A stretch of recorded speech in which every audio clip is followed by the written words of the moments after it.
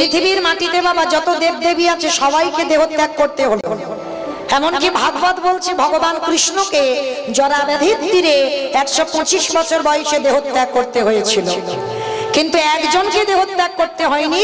তিনি হলেন ত্রিলোকের বড় বৈষ্ণব, আমার পরম বৈষ্ণব বাবা ভোলানাথ।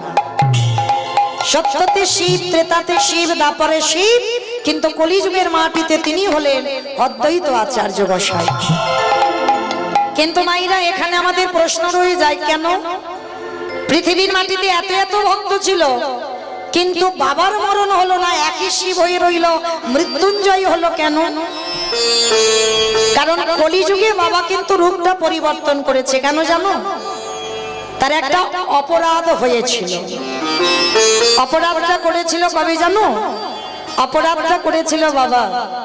এই অপরাধের কথা শুনতে গেলে আমাদের সবাইকে যেতে হবে একটুখানির জন্য সেই মহাভারত। এই মহাভারতের মাটিতে গেলে আমরা উত্তরটা পাবো কিসের জন্য পরম বৈষ্ণব বাবা ভোলানাথ কি অপরাধটা করেছিল, কি অন্যায়টা করেছিল।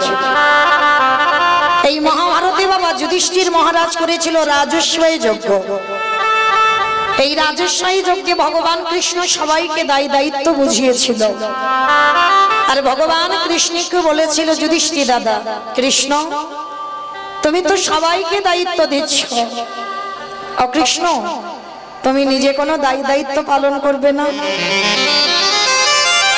ভগবান আমার মুচকি হেসে বলেছিল, জানো দাদা আমি তো এই যজ্ঞে সবাইকে দায়িত্ব দিয়েছি একটা করে, কিন্তু আমি আমার বেলা আলাদা করে দুটো দায়িত্ব ফেলে রেখেছি। যেই না বলেছি দুটো দায়িত্ব ফেলে রেখেছি, সঙ্গে সঙ্গে যুধিষ্ঠির মহারাজ চমকে উঠেছে।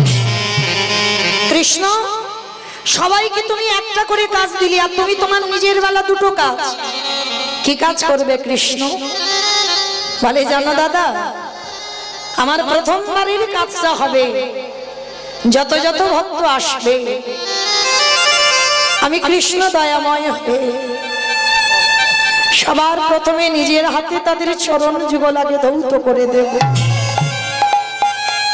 চমকে উঠেছে যুধিষ্ঠির দাদা, অসম্ভব কৃষ্ণ, এই পৃথিবীতে কেউ জানুক না জানুক আমি জানি তুই কে আর আমি কে, আর কে কোন জাতের মানুষ আসবে, কে নিচু জাত কে উঁচু জাত, তুই সবার পায়ে ধরে পা দুটো ধোবাবি?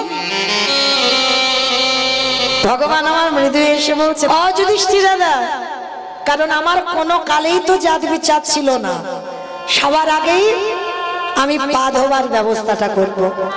তো ভগবান কৃষ্ণ সবাইকে চরণ ধোবাচ্ছে, শুধু চরণ ধোবালো নয় মা, আরো একটা কাজ করেছিল। যত যত ভক্তরা এসেছে প্রত্যেকে প্রসাদে যখন পেল, কৃষ্ণ আমার ওই প্রসাদের থালাগুলো নর্দমায় ফেলেছিল। শুধু নর্দমায় ফেললো না, ওই প্রসাদে যেগুলো লেগেছিল একটু করে নিয়ে ভগবান আমার ওই প্রসাদীগুলো নিয়ে আজকের ভালো করে গায়ে মাখছে।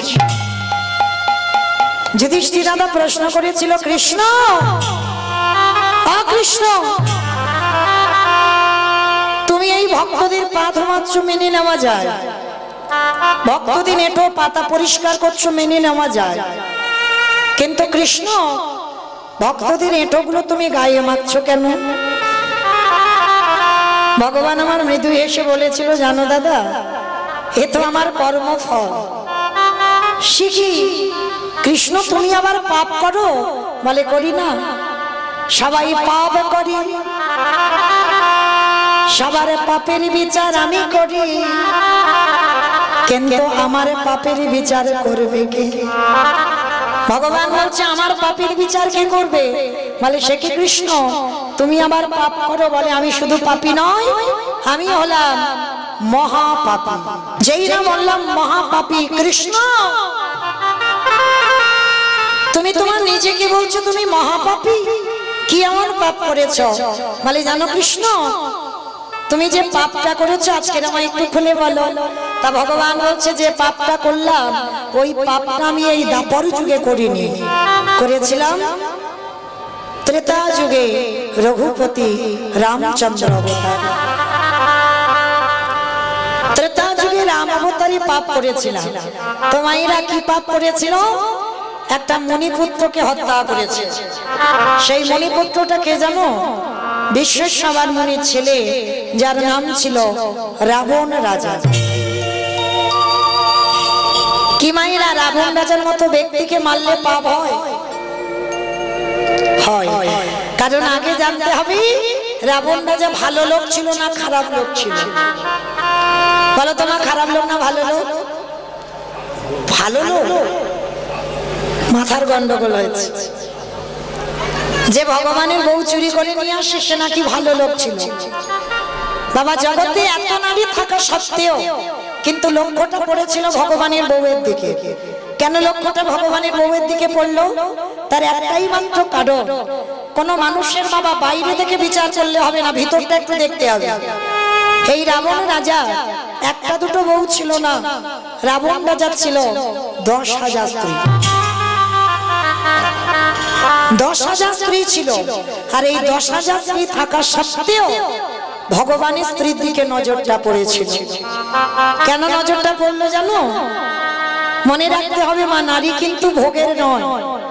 কেউ যদি মনে করে নারী হলো ভোগের সম্পদ, তার কাছেই সারা জীবন ভোগের সম্পদ হয়। নারী ভোগের নয়, নারী হলো সাধনা, নারী হলো আরাধনা, নারী হলো ভজনা। যদি বলেন মা এটা মৌমিতা নারী বলে বলছে না, আমি নারী বলে এত বড়াই করছি না, একটু শাস্ত্রের দিকে তাকিয়ে দেখেন। অসুরদের অত্যাচারে দেবতারা স্বর্গ ছাড়ে। যেদিন দশভুজা দুর্গা যদি 10 হাতে না যদি সামলাতো, তাহলে বাবা দেবতারা যেত কোথায়? আজকে দেবতাদের তেজ দিয়ে নারী সৃষ্টি করেছিল, পুরুষ নয়। আর সেই নারী সৃষ্টি করে সেই নারী কিন্তু নিধন করেছিল অসুরদের। তাহলে নারী যদি মনে করে রণচণ্ডী রূপ ধরতে পারে, নারী দুর্বল নয়, নারী ভজনে। দেখেন, যতই পুরুষ বলুক না কেন আমি শক্তিমান, এখন শক্তি যদি না থাকে তুমি শক্তিমান হবে কি করে? শক্তি তো দরকার, আর সেই শক্তিটা হলো এই নারী জাতি। নারী মানে থাকতে হবে, আর নারীর চরণ ভজন করে বাবা, তবেই তো তুমি গোবিন্দ কৃপা পাবে। দেখবেন যারা ব্রজবাসে গেছেন, বৃন্দাবনে গেছেন, খুব তাড়াতাড়ি কৃপা তারাই পায়। যত যত মুনি ঋষিরা, যত যত মহাজনেরা কৃপা পেয়েছে, সব কিন্তু গোপী ভাবেই কৃপা পেয়েছে। লক্ষ্য করেন, এই যে আমার আগে দাদা ভাই কীর্তন করে গেলেন বিল্লমঙ্গল, দেখেন একজন পতিতা চিন্তামণির চরণ ভজন করলো, পতিতা নারী, আর সেই নারীর চরণ ভজন করে ভগবানের আতুল চরণ পেল। দেখো চণ্ডী ঠাকুর একজন পরের স্ত্রী, কারণ চণ্ডী ঠাকুরের বউ তো ছিল না, রানী রজকিনী ছিল কি ছিল না, কোনোদিনই বিয়ে করেনি।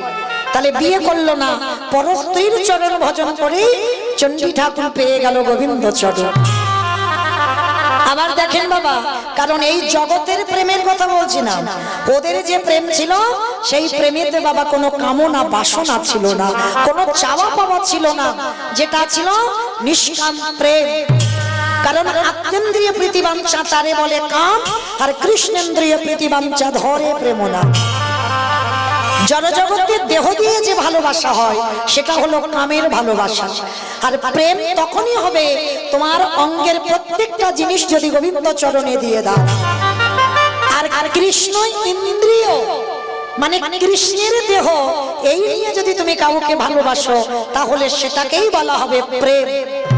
যে প্রেমে কোনো কামের গন্ধ থাকবে না, সেইভাবে ভালোবেসেছিল আমার চণ্ডী ঠাকুর নামের চরণ ভজন করে, ভালোবেসে পেয়ে গেল গোবিন্দ চরণ। আবার দেখেন জয়দেব গোস্বামী মা পদ্মাবতীর চরণ ভজন করে পেয়ে গেল গোবিন্দ চরণ। তাহলে নারী তো সাধনা, যে যেভাবে চালনা করবে বাবা। কেউ যদি মনে করে নারী শুধু ভোগে, তো তার কাছে ভোগের হয়। নারী যদি মনে করে তার কাছে সাধনা, তার কাছে সারা জীবন তার চরণ সাধনা করে ভগবানের চরণ ঠিকানা পাবে। তো আজকে লক্ষ্য করে দেখে এই জগতের সংসারে রাবণ রাজা ছিল তেমন একজন ব্যক্তি, বাইরেটা কঠিন কিন্তু ভিতরটা অনেকটাই নরম। এই যে এতটাই নরম ছিল রাবণ রাজা, যার জন্য বাবা সীতামাকে চুরি করলো। শুধু সীতামাকে চুরি করলো না, যার 10,000 স্ত্রী ছিল সেই সীতামাকে নিয়ে রেখেছিল কোথায়? অশোক। দেখেন এখানেই তো উত্তর বেরিয়ে গেল, অশোক। যেখানে শোকের ছায়া লাগে না সেইখানে সীতামাকে বন্দী করল। তাহলে এখানে কি বোঝা গেল না সীতামা সাধনা? অমাইরা ভগবানের কাছে তো যেতে পারবে না, ওই জন্য ভগবানের প্রিয় ধনকে চুরি করে এনে রেখে দিয়েছে। যেমন আপনারা সিনেমা টিনেমা দেখো তো, সিনেমা দেখো? আচ্ছা বলো তো, যে আচ্ছা সিনেমার কথা বাদ দাও, সিরিয়াল তো দেখো? ওটা দেখি, ওটা তো দেখবে। আচ্ছা এই যারা যারা সিরিয়াল দেখো, আচ্ছা বলো তোমার যখন ওই নায়ক নায়িকা থাকে তখন কি সিরিয়াল জমজমাট হয়? হবে না। সিরিয়াল জমজমাট তখন হবে যদি একটা ভিলেন থাকে, মানে মারামারি হবে, খুনোখুনি হবে, কাটাকাটি হবে, তবে তো ভালো লাগবে। আচ্ছা যখন নায়ককে জব্দ করা না যায় তখন বাবা ভিলেন কি করে? নায়িকাকে চুরি করে। আর নায়িকাকে যদি চুরি করা যায় তাহলে কি আর নায়কের কাছে যেতে লাগবে? একেবারে 10 তলা বিল্ডিং থেকে নায়ক ঝাঁপিয়ে নায়িকার কাছে যাবে। তাহলে তত্ত্বের দিকে তাকিয়ে দেখে, নায়িকা যদি আমার সীতামা হয়, নায়ক যদি আমার রঘুপতি রামচন্দ্র হয়, আর ভিলেন যদি রাবণ হয়, তাহলে নায়িকাকে চুরি করেছে, আর কি নায়কের কাছে যেতে লাগবে? 7 সমুদ্র 13 নদী পার করে সোনার লঙ্কায় আসবে। তা রাবণ বলছে, যেদিন আমার প্রভু আসবে সেদিনই যদি আমার রাজ্যে খরা দেখা দেয়। আমার খরা মানে কি গো? প্রচুর বৃষ্টি হবে। খরা মানে প্রচুর বৃষ্টি, অনেক বছর বৃষ্টি হয়নি, তাই তো? তাহলে রাবণ বলছে খরা যেদিন হবে সেদিন যদি আমার প্রভু আসে। মন্দোদরী বলো বলো কে দিয়েছ তুমি ধোয়াইলে আমার প্রভু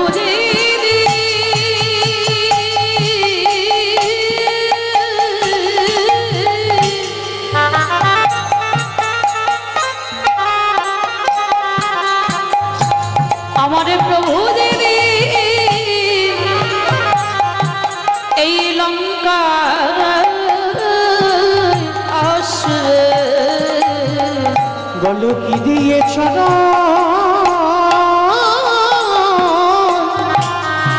তুমি ধোয়াইলে। আসলে রাবণ বলেছিল পাচ্ছিক জগতের যদি জল না থাকে যেদিন আমার প্রভু আসবে। কে বলে মা রাবণ খারাপ? ভক্তিটা দেখো।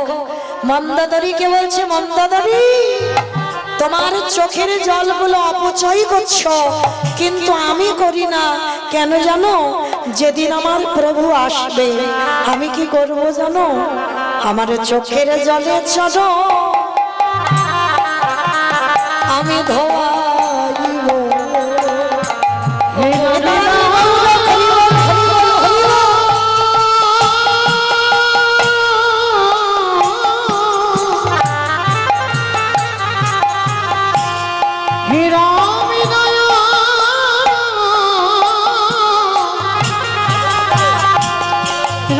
দয়া করো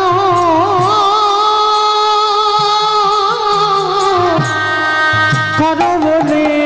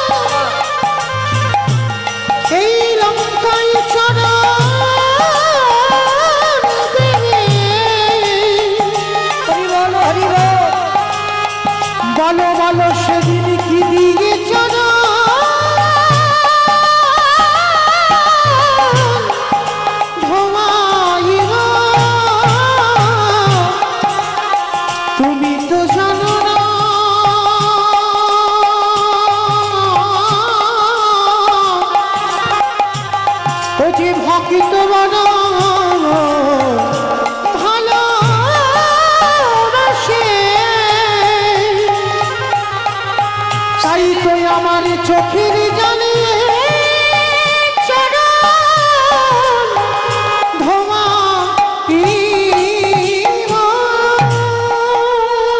সেই রাবণ রাজার কতটা ভক্তি ছিল মন্দাদরী। প্রভু যেদিন আসবে ভগবানের চরণ সোনার জায়গায় রাখতে হয়, আমি রাখবো আমার হৃদয় মন্দিরে। আর সীতামাকে যখন নিয়ে যেতে আসবি সেই সময় আমি আমার চোখের জলে দুটো চরণ জীবনদগ্ধ করে দিই। সেই রাবণ রাজাকে বাবা অকাল বোধন দুর্গা পূজা করে বধ করেছিল রামচন্দ্র। আর বধ করে সর্বশরীরটা আমার রামচন্দ্রের পাপী হয়ে গেল। সেই পাপ কবে ধৌত করলো? যুধিষ্ঠির মহারাজে। হরি বল। যুধিষ্ঠির রাজস্বয় যজ্ঞে, এই যুধিষ্ঠির মহারাজে রাজস্বয় যজ্ঞে বাবা ভগবান কৃষ্ণ দাঁড়িয়ে আছে। অগ্নিদেব, পবনদেব, বরুণদেব, ইন্দ্র, ইন্দ্রাণী, ব্রহ্মা, সাবিত্রী, শিব, দুর্গা সব পরপর লাইন দিয়ে আছে। কৃষ্ণ প্রত্যেকের পা ধোয়ায় আর যজ্ঞের ভিতরে প্রবেশ করে। এমন সময় জগৎজননী মা দুর্গা বাবা ভোলানাথকে ডাকছে, প্রাণনাথ, প্রাণনাথ। আর দেরি নয়, চলো এবার কৃপা করে আমরা দুজনে একটু পাটা ধুইয়ে নিই। বাবা ভোলানাথ বলছে, পার্বতী তোমার কি মাথা খারাপ? কৃষ্ণ পা ধোবাবে আর আমার মতো পাপীর পা দুটো বাড়িয়ে দেবো? শোনো, তোমার যদি ধোয়ার ইচ্ছা হয় তো তুমি লাইনে দাঁড়াও। তো মা দুর্গাকে দাঁড় করিয়ে রেখে বাবা ভোলানাথ বেলাইনে চলে গেছে।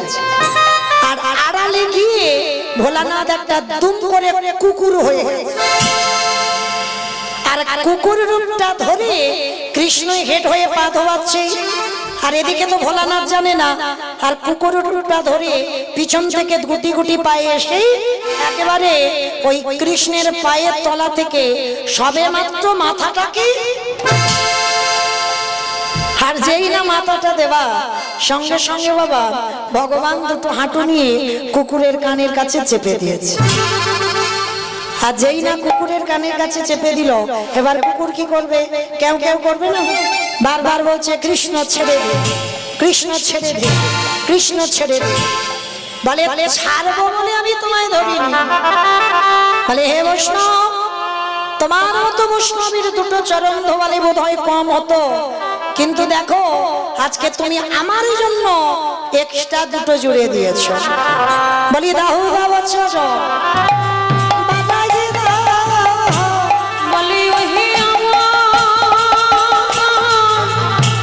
বৈষ্ণব গোসাই দাও দাও চলো বড়াই দাও। বলি আমি তো চরণ ছাড়ব না হে। বলে দাও দাও চলো বড়াই দাও। বলি এই প্রতিজ্ঞা করে দাও দাও চরণ বড়াই দাও। বলি এই প্রতিজ্ঞা করে, বলি এই প্রতিজ্ঞা করে গেলাম। দাও চরণ বড়াই দাও। বলি দাহু দাও চরণ বাড়াই দাও। এইবার পরম বৈষ্ণব বাবা ভোলানাথ যেই না এসে বাবা একেবারে ওই মাথাটা কৃষ্ণের পায়ের ফাঁকের মধ্যে দিয়ে দিয়েছে। আর যেই না দিয়ে দিল সঙ্গে তো কৃষ্ণ আমার হাঁটু নিয়ে চেপে ধরেছে।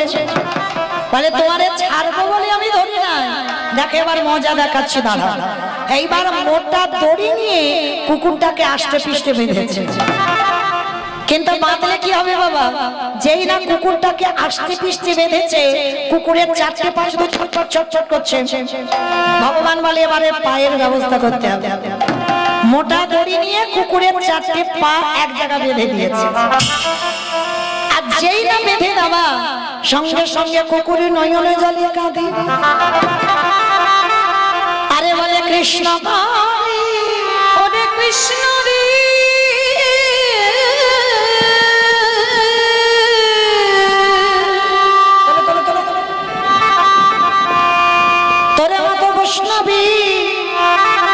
চরণ যুগলে যখন পেয়েছি, এইবার দেখ কেমন লাগে।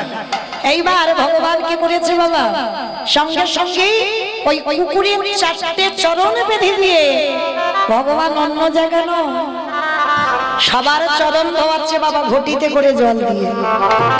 আর কুকুরের বেলা কি করেছে জানো, খালে বিলি নদী নালারে জলে নয়।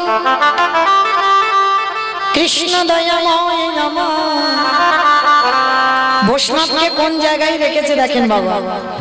একটা কথা বলে যাই মা, সবার কাছে অপরাধ করো, ভগবান বলছে কোন ভক্ত যদি আমার চরণে পাপ করে আমি ক্ষমা করে দিই, কিন্তু ভুল করে যেন বৈষ্ণব চরণে অপরাধী হইও না। ওই বৈষ্ণব চরণে যদি অপরাধ করো, সেই অপরাধীকে আমার ভগবানের জীবনেও ক্ষমা করে না। তো আজকের যেই না সেই বৈষ্ণবকে কোন জায়গা দিচ্ছে দেখে, সবার ঘটিতে করে ধোয়াচ্ছে। আর বৈষ্ণবের বেলা কি করেছে জানো, খালে বেলি নদী নালারা জলে নয়। কৃষ্ণ ভোলানাথের 4টে চরণ বুকে ধরে ভগবানের চোখের জলে চরণ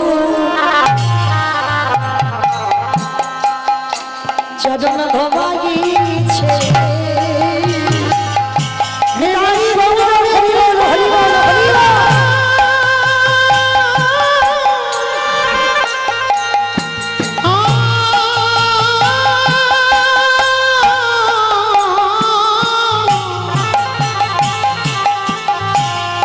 বৈষ্ণবী কৃপা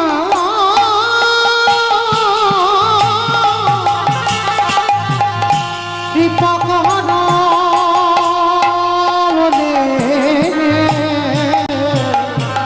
আজ চোখের জলে চরণ ধোয়াইছে। যেই না ভগবানের চোখের জল কুকুর রূপী বৈষ্ণবের চরণে পড়ছে, সেই সময় ওই বৈষ্ণব কেঁদে কেঁদে বলেছিল, কৃষ্ণ আগত কলিযুগে আমি শিব হব না, ওই কলিযুগে হব আমি অদ্বৈত আচার্য গোসাই। অদ্বৈত আচার্য গোসাই। আরে তুই আমার কৃষ্ণ হবি না, তুই হবি আমার নদী আর নিমাইচা। মায়েরা প্রশ্নটা কি করেছিলাম, সত্যতে শিব, ত্রেতাতে শিব, দাপরে শিব, কিন্তু কলিযুগে শিব হয়নি, অদ্বৈত আচার্য হলো। কেন হলো? এইটাই হলো তার কারণ। সেই রাজস্বী যুগে ভগবানের চোখের জল কুকুর রূপী ভোলানাথের পায়ে পড়ল। সেদিন ভোলানাথ বলল, কৃষ্ণ আগত কলিযুগে আমি হব অদ্বৈত, তুই হবি নদী আর নিমাই। যেদিন তুই আর আমি দুজনে মুখোমুখি হব, এই রাজস্বী যজ্ঞে যেমন তোর চোখের জল আমার পায়ে পড়ল, এই কুকুরি যেদিন অদ্বৈত হবে, আমি 12 বছরে তুলসী ভাসিয়ে লাগবো, তোরে থেকে আমি 52 বছরের বড় হব। আর যেদিন তোর সঙ্গে আমার প্রথমে দেখা হবে কৃষ্ণ, সেদিন কি করবো জানিস? ওরে এমনি করে চরণ আমি ধোবাইব, আমি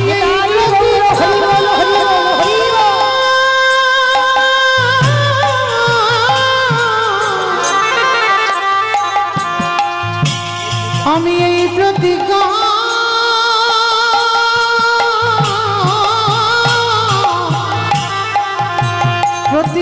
করে গেলাম, আমি এমনি করে চরণে ভোগাইব।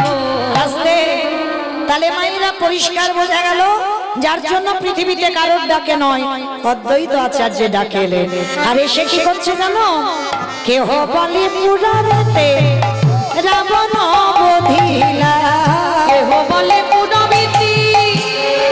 আস্তে আমার উলু কই? মাঠে মাঠে একটু প্রেম সে একটু জোরে দাও। কেহ বলি পুনবিতে রাবণ বধিলা, কেহ বলে পুরবিতি আমার গোড়ানি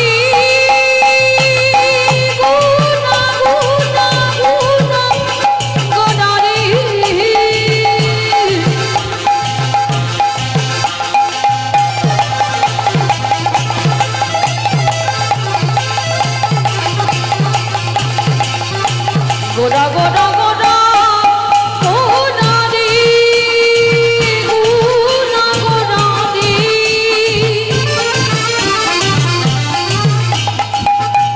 ওই নদিয়া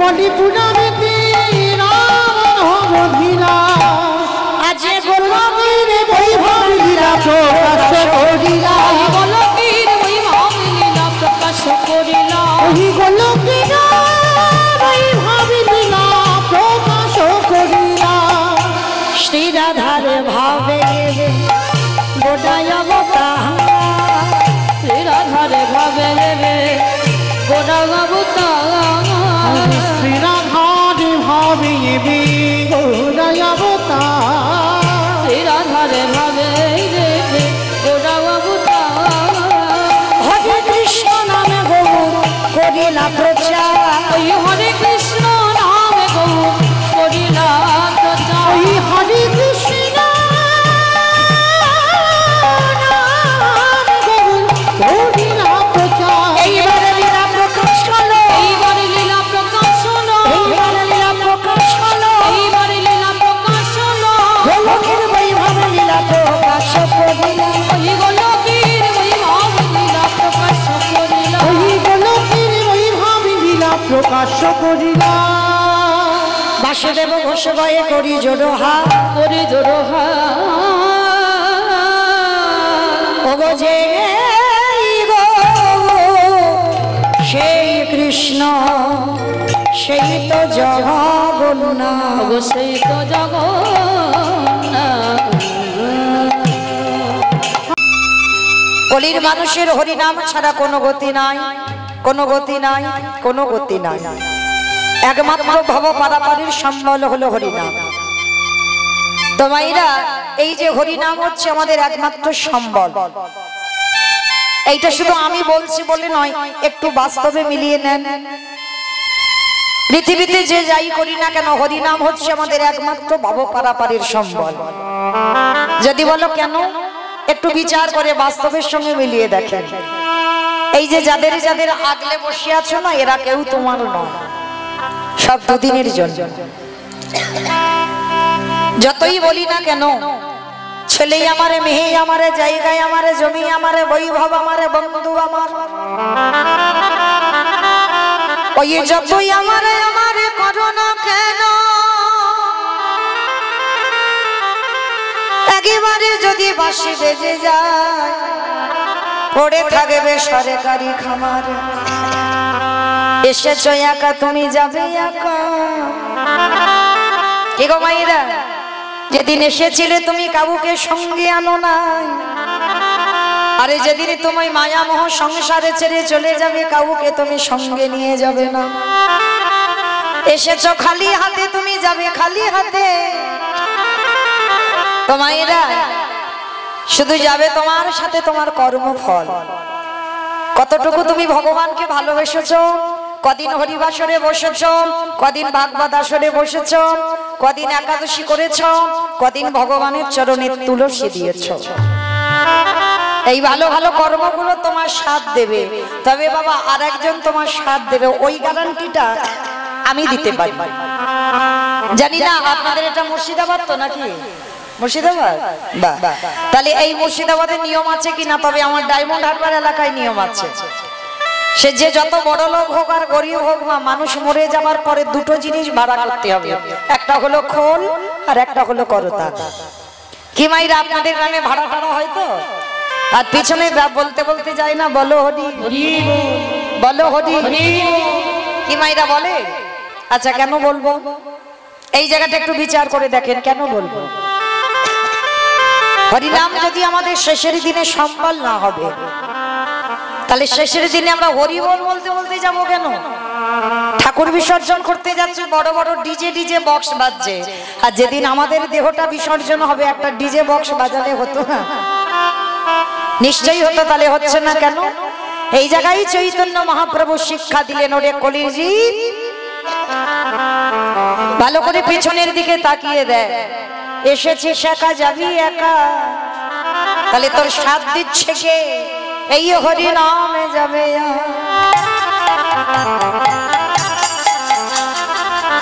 আমাদের পচা দেখো দেখো যাবে,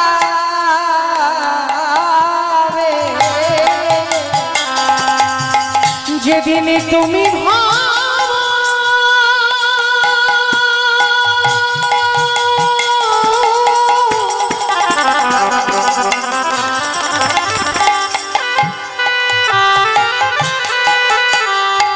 যেদিন তুমি ভাবো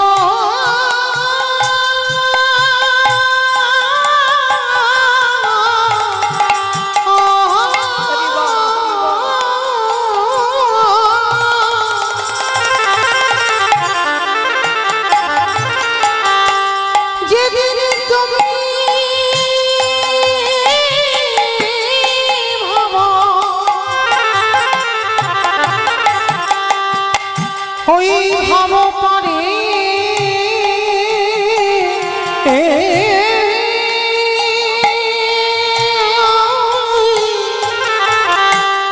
পারে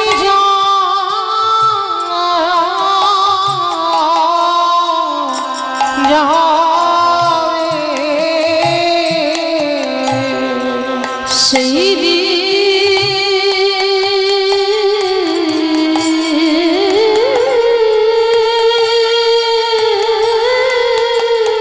হরি বল হরি বল।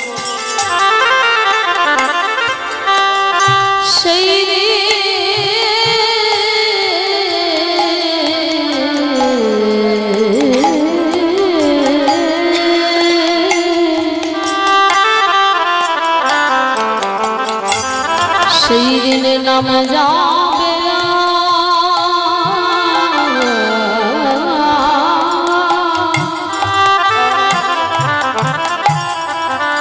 আর এই পচা দেহ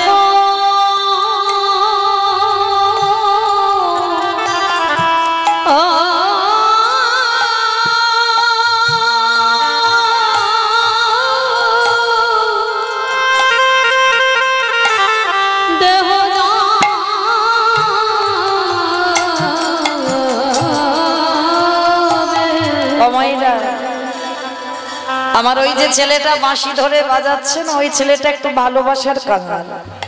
আমার ওই যে ছেলেটা বাঁশি ধরে বাজাচ্ছে না, ওই ছেলেটা একটু ভালোবাসার কাঙাল। কোনদিন বলেনি আমায় শ্বেত পাথরের মন্দির গড়ে দাও, কোনদিন বলেনি আমায় দামি দামি অলংকারে একটু সাজিয়ে দাও, কোনদিন বলেনি আমায় দামি দামি ফলের ডালা মিষ্টির ডালা দিয়ে আমায় খেতে দাও। ওই ছেলেটা ভক্তের কাছে শুধু একটাই বস্তু চায়, ওরে কলির জ্ঞানন্ধজি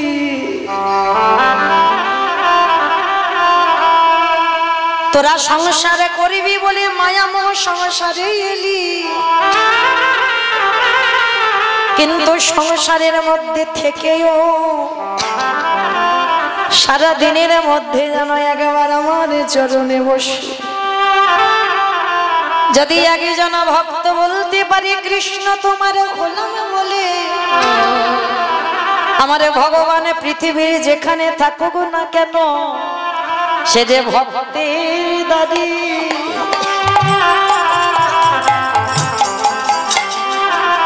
আমার দয়ালে ছুটি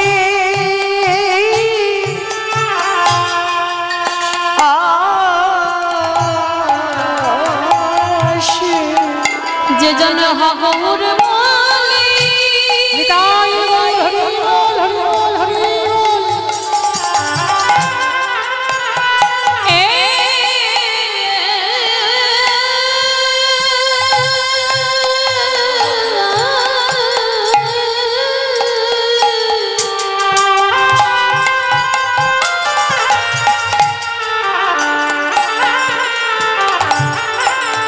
হাগর বলে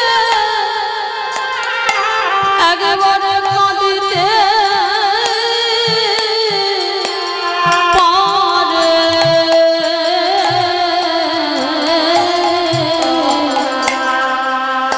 আবার ভগবান শ্রী ভক্তের দাঁড়ে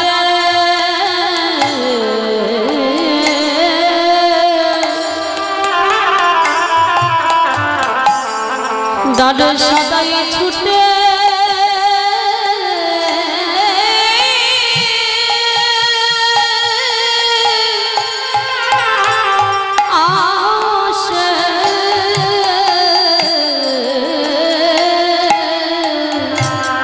আমাদের কৃষ্ণ ভজন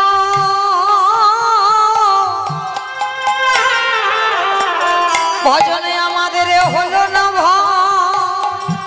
শুধু আশা যাওয়া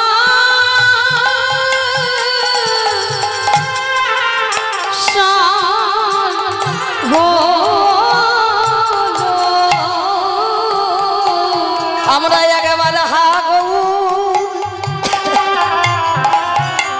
গৌরী বলি বলে কাঁদিলাম শুধু আশা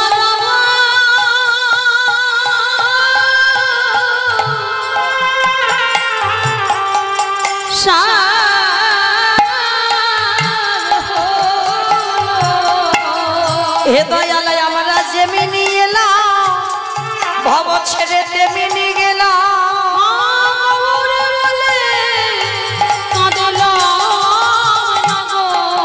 তাই তো দয়ালা আগে ভাগি আমি জানাই দিলাম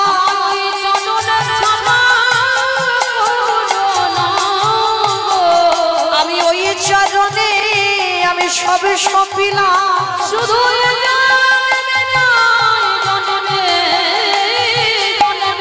তুমি জানো আমার চরণে ছাড়া করুণা বয় আমি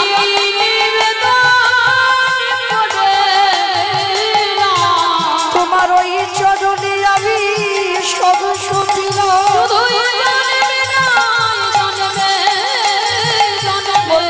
আমার বলতে কিছু রাখি না গৌর করিব কিছু বলি আমার বলতে কিছু চরণ ছড়া আমায় করো না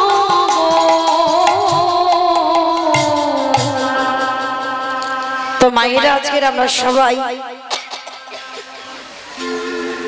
সেই ব্রজেন্দ্র নন্দন কৃষ্ণ নদিয়ার মাটিতে হয়েছে শ্রীকৃষ্ণ চৈতন্য মহাপ্রভু।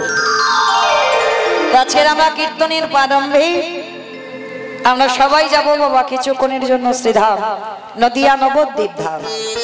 শুধু আমি বলি নয়, কীর্তন জগতে যত যত কীর্তনী আছে সবাইকে আগে আমার দুটো ছেলেকে ডাকতে হবে। এক হলো আমার নিতাই চা, এক হলো আমার গৌর চা। আর এই দুটো ছেলেকে বাদ দিয়ে তো কীর্তন হবে না, কি মাইরা হয়?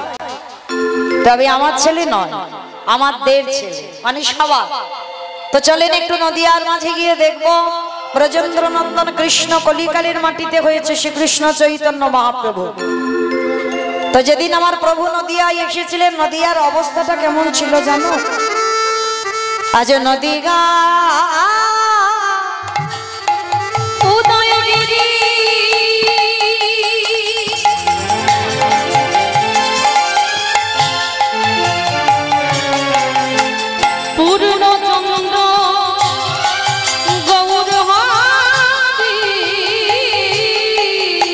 আস্তে ভাইরা, কীর্তন শুনতে গেলে ভগবানের জন্য একটু কর্ম করতে হয়। কর্মগুলো কি কি জানো তো? কর্মগুলো কি কি গো? বসে বসে নাকি ঘুমাতে হয়। শঙ্কর ধ্বনি, উলুধ্বনি, আর যাদের যাদের হাতগুলো হরিবাসরে এসেছে প্রেম সে আত্ম নিবেদন। কি মাইরা হাত এসেছে তো? যাদের যাদের এসেছে কই একবার দেখাও তো দেখি। নিতাই গৌর প্রেমান হরি বল, হরি বল, হরি বল। কই একটু প্রেম সে উলুধ্বনি দাও তো দেখি একবার সবাই। আজ নদিগা উদয়গিরি আমার গদানি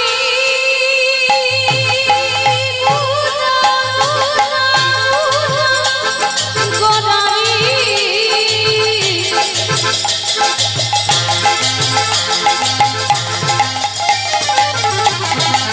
গোদা গোদা গোদা নিতাই গৌর প্রেমানন্দে হরি বল হরি বল হরি বল।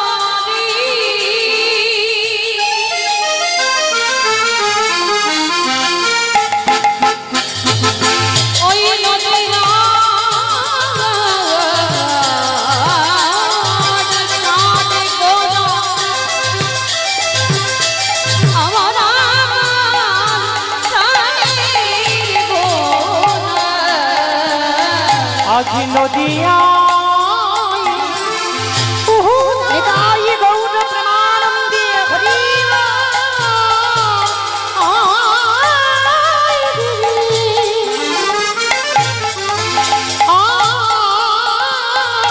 পূর্ণ চন্দ্র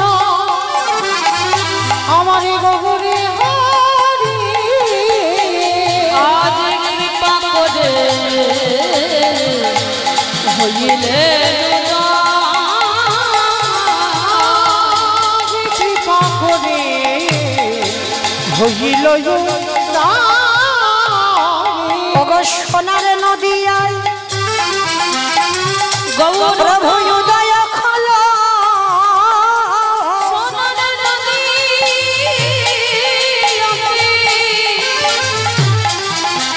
গৌর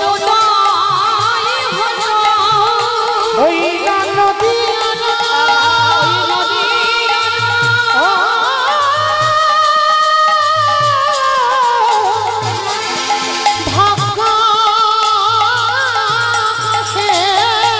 সোনার নদী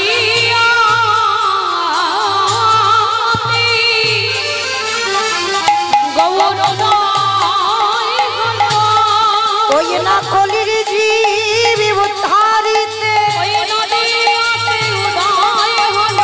কৃষ্ণ প্রেমে প্রচারিতে বলি রাধি দয়া কথা বলে মুখে কৃষ্ণ কৃষ্ণ কৃষ্ণ বলে বলি ধুলাই গদ গড়ি দিয়ে নিতাই গৌর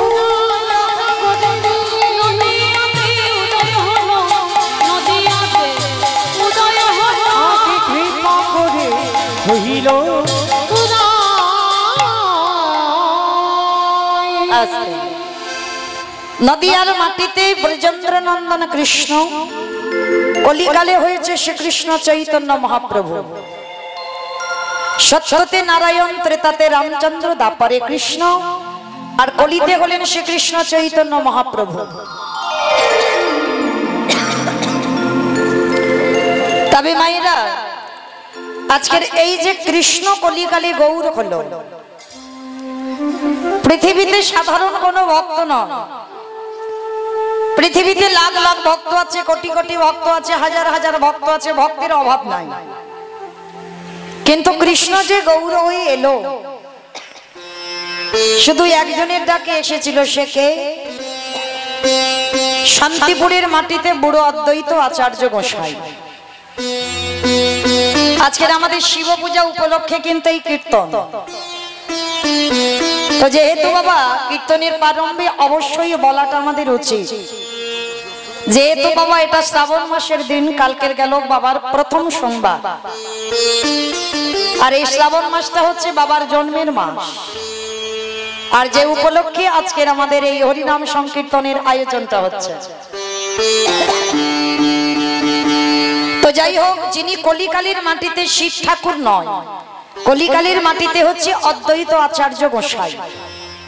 সত্যতে শিব ছিল, ত্রেতাতে শিব ছিল, দাপরে শিব ছিল, কলিতে শিব নয়। আমরা যতই ঘটা করে বাবার মাথায় জল দিই না কেন, বাবা কিন্তু কলিযুগে নয়, বাবাতে এসেছে অদ্বৈত আচার্য গোসাই। মায়েরা, অদ্বৈত আচার্য গোসাই চেনো তো?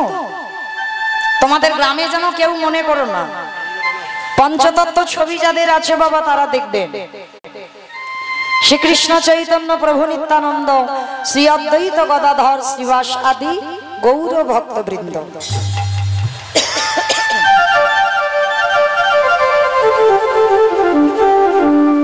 মাঝখানে যে ছেলেটা দাঁড়িয়ে আছে কলিকালের ভগবান নিমাই, ওটা আমরা সবাই জানি। আর ওই ছেলেটার ডান দিকে দেখবেন একটা বয়স্ক লোক, চুল গোড় দাড়ি হলো সব পেকে সাদা, ইনি হচ্ছেন বুড়ো অদ্বৈত আচার্য গোসাই, ইনি হচ্ছেন পরম বৈষ্ণব বাবা ভোলানাথ। কিন্তু বাবা এই জায়গাটায় আমাদের প্রত্যেকের প্রশ্ন এসে যায়, যে ভোলানাথ সত্যযুগে শিব হলো, ত্রেতাতে শিব হলো, দাপরে শিব হলো, কিন্তু কলিকালে শিব হচ্ছে না কেন? অনেক অনেক ভক্তরা কি বলে জানেন মা? বলে কলিযুগ তো, মানে কলিযুগটা নাকি ভালো যুগ নয়। কি মাইরা আপনারা কি বলেন, কলিযুগটা ভালো যুগ না ভালো যুগ নয়? ভালো যুগ। তাহলে কলিযুগ ভালো, কলির ছেলে মেয়েরা ভালো নয়। কলিযুগ কখনো খারাপ নয়, কলিযুগ ভালো যুগ, কলির ছেলে মেয়েরা ভালো নয়। যার জন্য ভগবান সত্যযুগকে ধন্য বলেনি, ত্রেতা যুগকে ধন্য বলেনি, দাপরকে ধন্য বলেনি, কিন্তু কলিযুগটাকে বলছে ধন্য কলিযুগ। কেন ধন্য বলা হলো? সত্যযুগে ভগবান অস্ত্র ধারণ করে হিরণ্যকশিপুরকে মারল, ত্রেতা যুগে রাবণ কুম্ভকর্ণকে মারল, দাপর যুগে কংস শিশুপাল দন্তবক্র পুতনা কালিয়নাথ পুতনা অকাশক বকাসুর হরিষ্টাসুর শুধু মারামারি করলো। কই দেখাতে পারবে কলিযুগে ভগবান কাউকে মেরেছে? এবি অস্ত্র না ধরিব প্রাণে কারে না মারিব, প্রেম দিয়ে চিত্ত শুদ্ধি করিল সংহার। কলির মানুষ এত ভালো মানুষ, কলির মানুষ এত শান্ত মানুষ, এদের জন্য মারামারি পেটাপেটি অস্ত্র ধরতে হবে না, একটু নাম আর প্রেম দিলে এরা উদ্ধার। তাহলে বাবা জানলাম কি কলি ভালো। তাহলে কলি যদি ভালো হলো তাহলে শিব ঠাকুর কেন আসছে না? কলি যদি ভালো হলো তাহলে তিন যুগে শিব হলো, কলিযুগে রূপটা ত্যাগ করে অদ্বৈত আচার্য হলো কেন?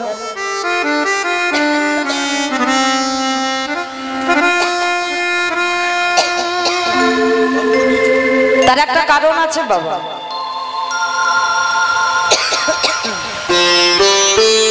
কলিযুগে এই যে বাবা ভোলানাথ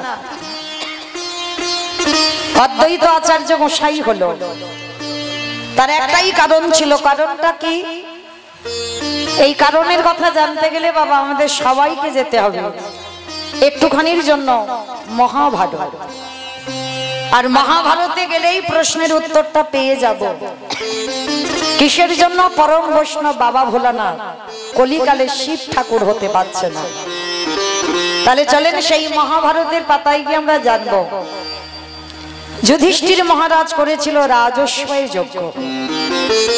এখানে যারা আমরা তত্ত্বজ্ঞানী, যারা শাস্ত্র জ্ঞানী, তারা অবশ্যই জানবো এই যুধিষ্ঠির মহারাজ করেছিল রাজস্বয় যজ্ঞ।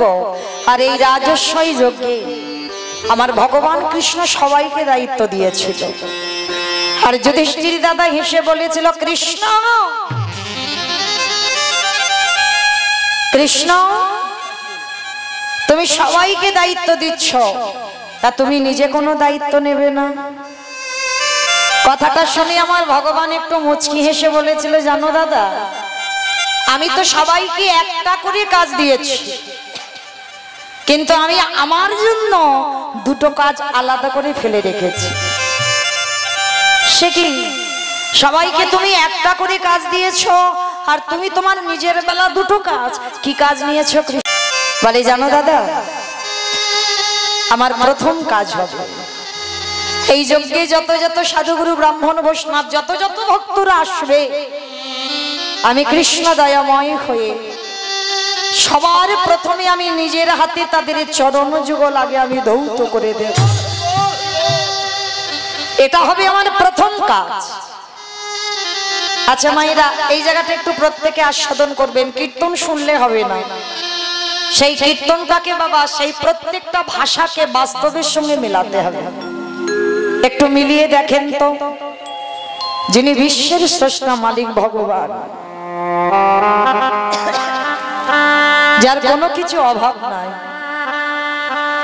যে মনে করলে একটা সেকেন্ডে বাবা পৃথিবীটাকে ধ্বংস করে দিতে পারে, যার ইচ্ছাতে মরা গাছে ফুল ফোটে, যার ইচ্ছাতে শুকনো গাঙে উজান বয়,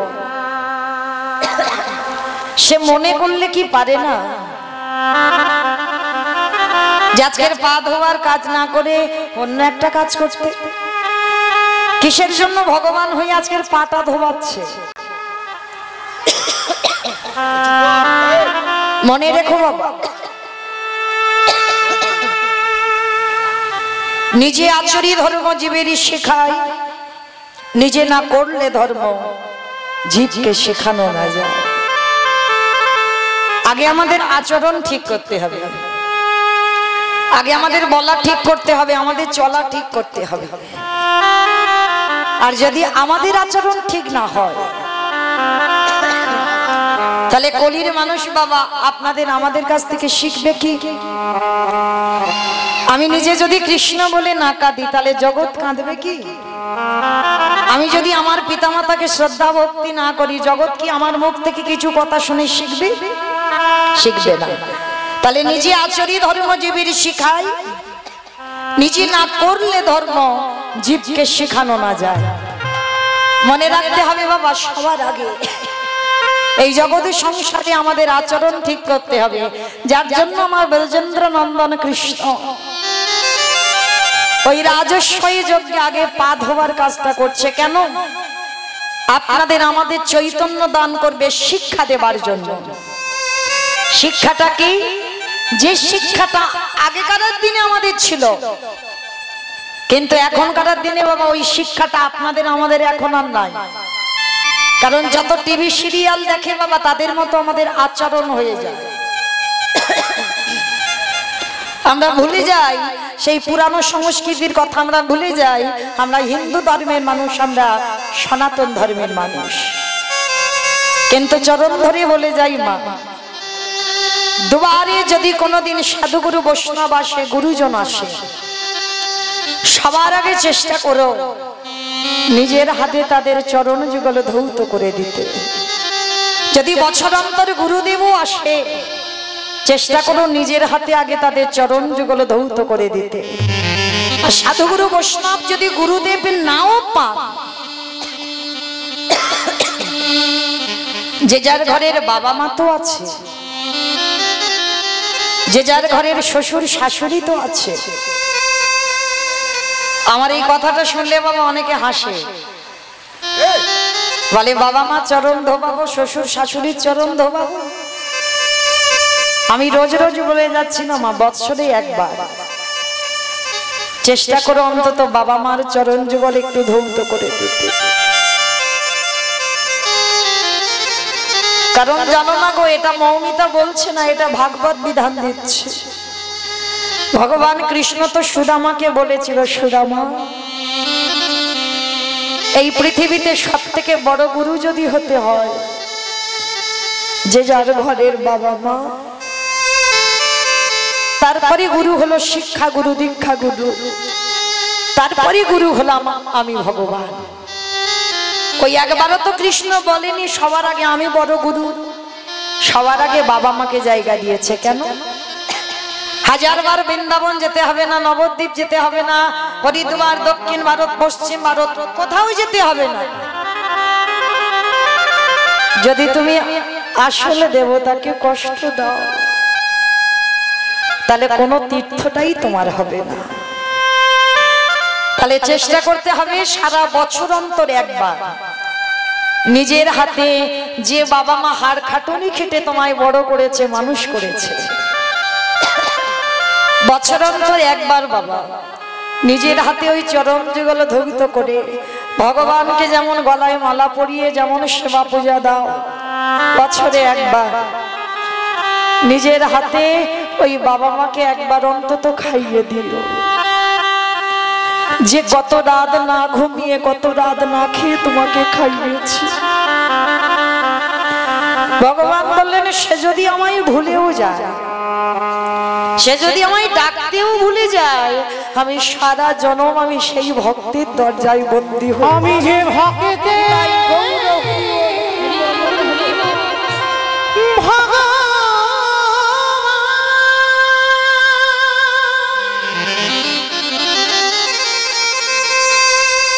আমি যে ভক্ত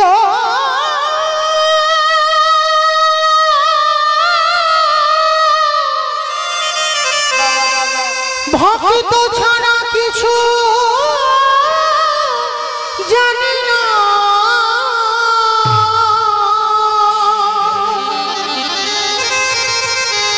তাই তো যুগে যুগে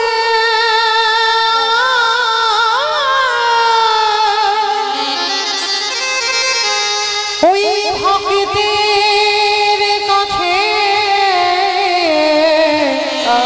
ছুটে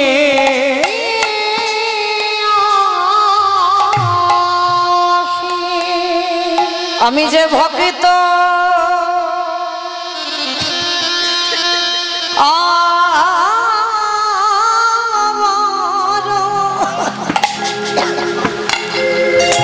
অগবড ভালো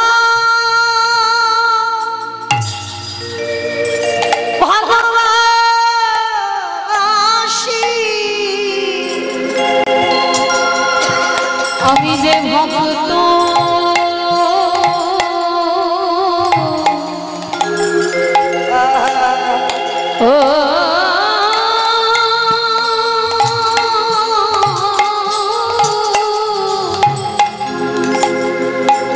ভক্ত ভালো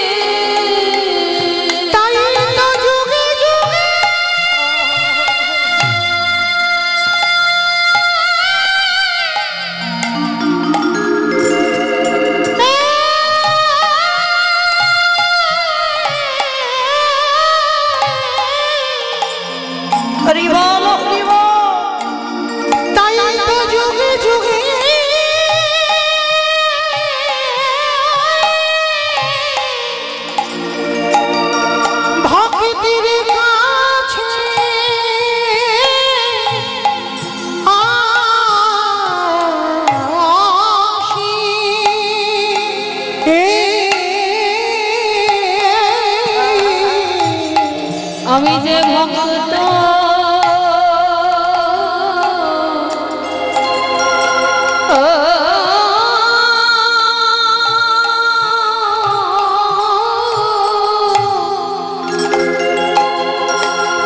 ভক্ত বড় ভালো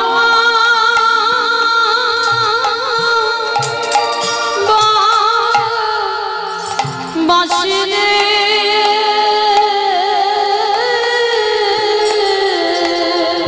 যুধিষ্ঠির বললেন কৃষ্ণ রে, ওরে কৃষ্ণ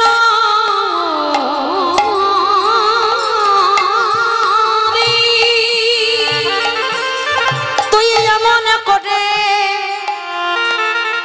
ভক্তের চরণ দুগল ভোয়াচ্ছিস কেন? আমাইরা ভগবান শুধু চরণ ধোবাচ্ছে না, আরো একটা কাজ করছে। কি কাজ জানো? যত যত সাধুগুরু বৈষ্ণব এসেছিল দুবারে, ওই যারা যারা প্রসাদে পেয়েছে কৃষ্ণ দয়াময় আমার, ওই প্রসাদের থালাগুলো হাতে করে তুলে নর্দমায় ফেলেছে। এই যেমন ভক্তরা প্রসাদ পাচ্ছে মা, জানি না কারা কারা ওই প্রসাদের পাতাগুলো ফেলছে, কিন্তু যারা যারা ফেলছে তারা জানে না, তারা অজান্তে কি পেয়ে গেছে। এই কাজটাই তোমার কৃষ্ণ করেছিল রাজস্বাই যজ্ঞে। যত যত ভক্ত প্রসাদ পেয়েছিল কৃষ্ণ নিজের হাতে করে ওই এঁঠো পাতাগুলো ফেলেছিল। শুধু এঁঠো পাতা ফেলছে না, আরো কি করেছিল জানো? ভক্তের এঁঠো খানা কৃষ্ণ আমার গায়ে মাখে গে, তাই গৌর হরি বল হরি বল।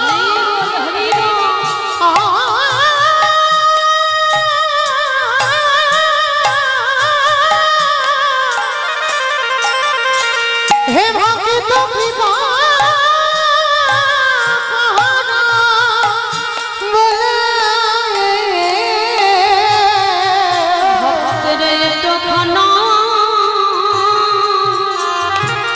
কৃষ্ণ গাই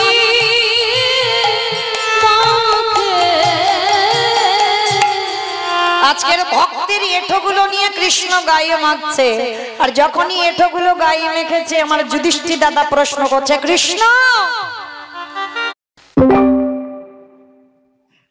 That was quick. Just opened a Jio Payments bank account in Krishna গায়ে মাখছে, আর যখনই এঁঠোগুলো গায়ে মেখেছে আমার যুধিষ্ঠির দাদা প্রশ্ন করছে, কৃষ্ণ ওদের পা ধোবাচ্ছিস মেনে নেওয়া যায়, ওদের এঁঠো পাতাগুলো ফেলছিস মেনে নেওয়া যায়, কিন্তু কৃষ্ণ ওদের এঁঠোগুলো নিয়ে তুই সারা গায়ে মাখছিস কেন? ভগবান মৃদু হেসে বলেছিল, দাদা গো, এ যে হলো আমার কর্মফল। সে কি কৃষ্ণ তুই আমার পাপ করিস? বলে করি না, জগতে সবাই পাপ করে, সবার বিধান আমি করি, কিন্তু দাদা গো, এই জগতে যে বিচারের জায়গায় বসে, যে জগতে সবার বিধান দাতা, সেই বিচারক যদি ভুল করে ফেলে কি গো, তাহলে তার বিচার করবে কে? ভগবান বলে আমার বিচার কাউকে করতে লাগে না, আমার বিচার আমি সময় মতো করে নিই। তা যুধিষ্ঠির প্রশ্ন করছে, কৃষ্ণ তুই নিজেকে বলছিস পাপী, কি এমন পাপ করেছিস? বলে জানো দাদা, যে পাপটা করেছি ওই পাপটা দাপরেতে নয়, করেছিলাম ত্রেতা যুগে রাম অবতার। রাম অবতারে পাপ করেছিস? কি পাপ করেছিস কৃষ্ণ? বলে জানো দাদা, আমি নিজের হাতে একটা মণিপুত্রকে হত্যা করেছিলাম, নিজের হাতে মণিপুত্রকে হত্যা করলাম। সেই মণিপুত্রটা কে জানো? বিশ্বেশ্বর মণির ছেলে, যার নাম ছিল রাবণ রাজা। আর রাবণ রাজাকে রঘুপতি রামচন্দ্র মেরেছিল, আর রামচন্দ্র মেরে সর্বশরীরটা পাপে পরিপূর্ণ হলো। সেই পাপটা ধুচ্ছে কবে? আজকে যুধিষ্ঠির এই রাজস্বই যজ্ঞে।